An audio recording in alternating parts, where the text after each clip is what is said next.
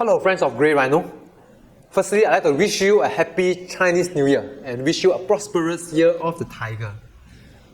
It's the start of the year, and I think I'd like to be sharing with you my view of the year ahead. I will characterize this year as a year of one step back and three steps forward. I think 2022 will be a year of two halves. Where the first half, you need to take one step back, which means it will be a time where the market will be volatile, especially growth company will have a sell down. And the second half of the year will be marked by a strong comeback of these equities. And hence, I think it will be a very interesting year and a year of opportunities. Let me go into the details.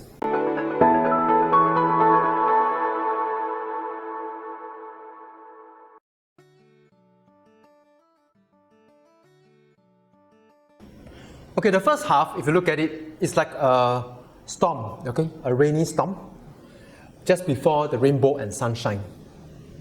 And hence, we've got to prepare for bouts of volatility. And I say we've got to look through this.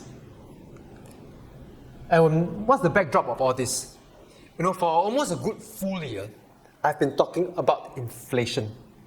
So if you look at this chart here, at the start of the year, it was still quite mild. And over the course of the whole year, inflation keeps going up. And this is what I've been expecting for a year, where inflation will be an issue and will be a game changer. And now, I think it's starting to show. But it's not really inflation people is worried about.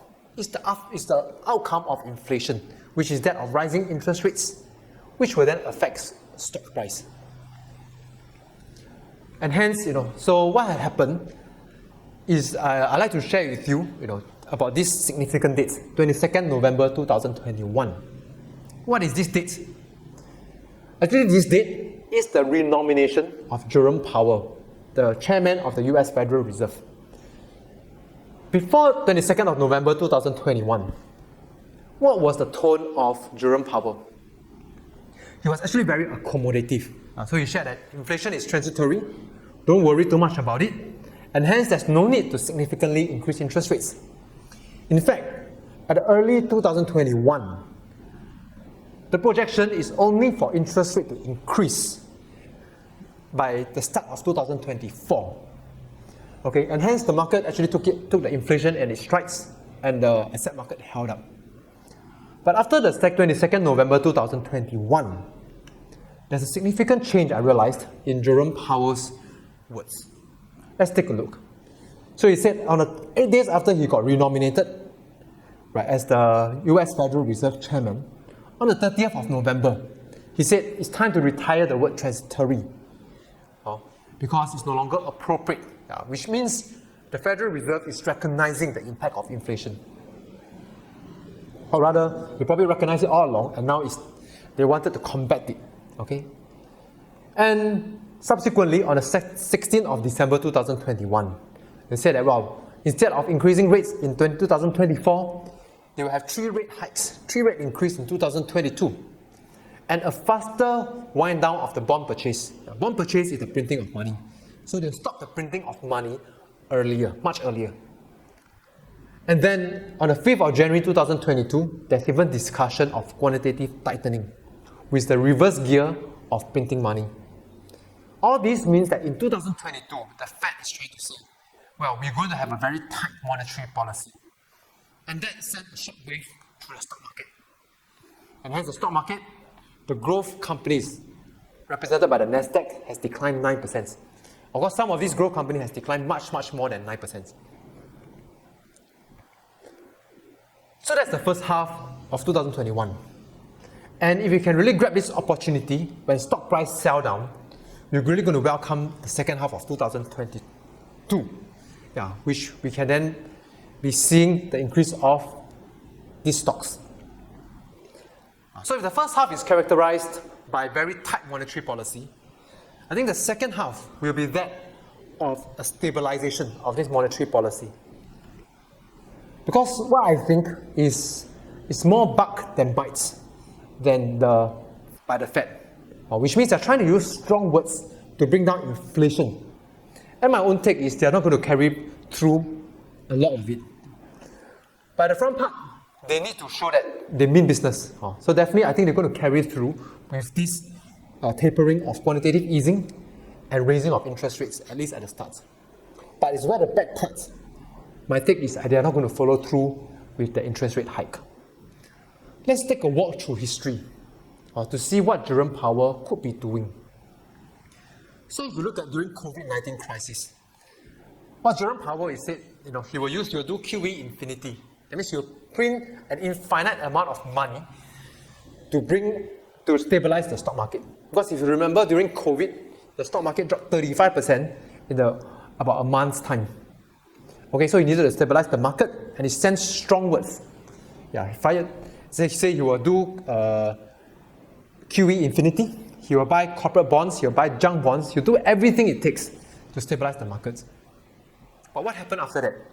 Because of his strong words, in fact, he didn't have to carry it through with a lot of it. He didn't have to buy much of these junk bonds because markets were stabilized after his strong words. And I think the Fed is going to do the same this time around. Secondly, if you look at the end of 2018, shortly after Jerome Powell got elected, he actually said, he's going to raise interest rates and quantitative tightening is going to go on autopilot, which means, he's just going to keep reversing the printing of money. Yeah. And that spooked the market. And within a month's time, in December 2018, the stock market dropped 20%.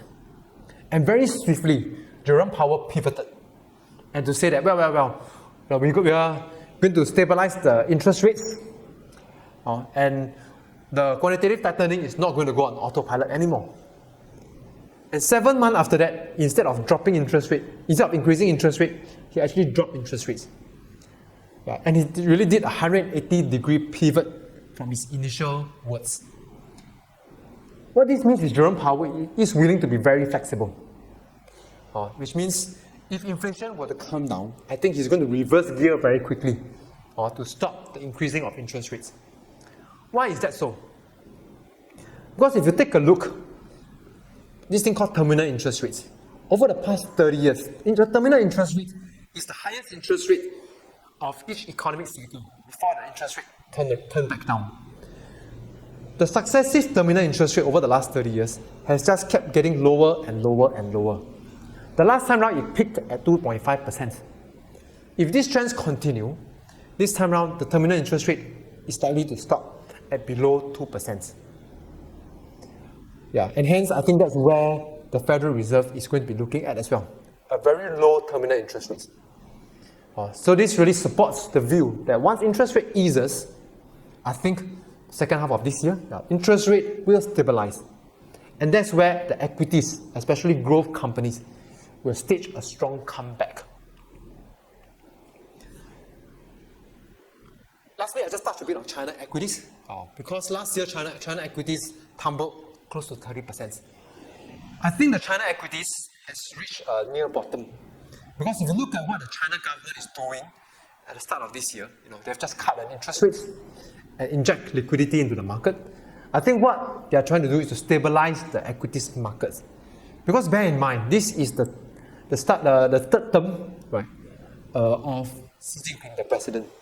And I'm sure he wants the third term to be marked by that of a stable economy, a good stock market, so that everybody will be happy. Yeah, and I think that's what will happen to the stock market.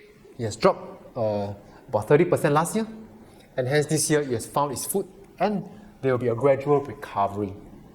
And hence it's probably a good place to be in. So how do we capture the market in 2022? The opportunities. Okay?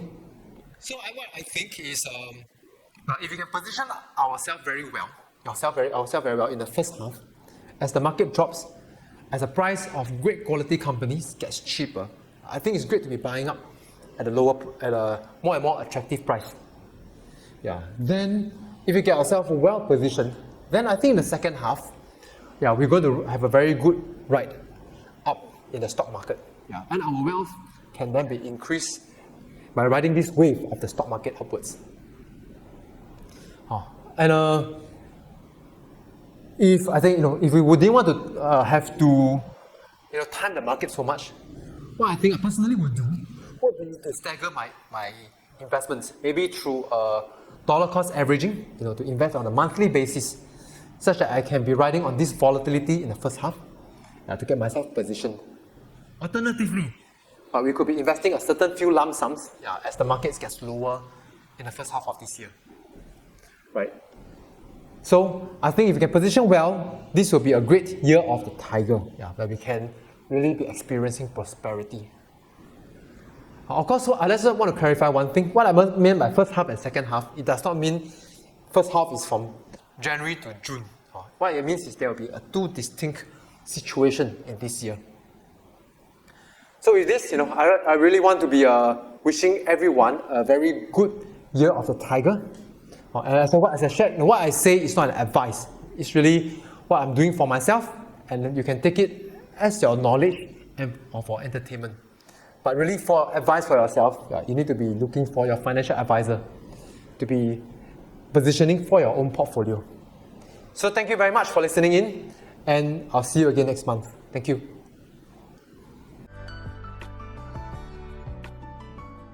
If you'd like to be listening regularly to the Grey Rhino YouTube to gain more financial knowledge and also investment wisdom, do subscribe below to the Grey Rhino YouTube channel and remember to turn on your notification.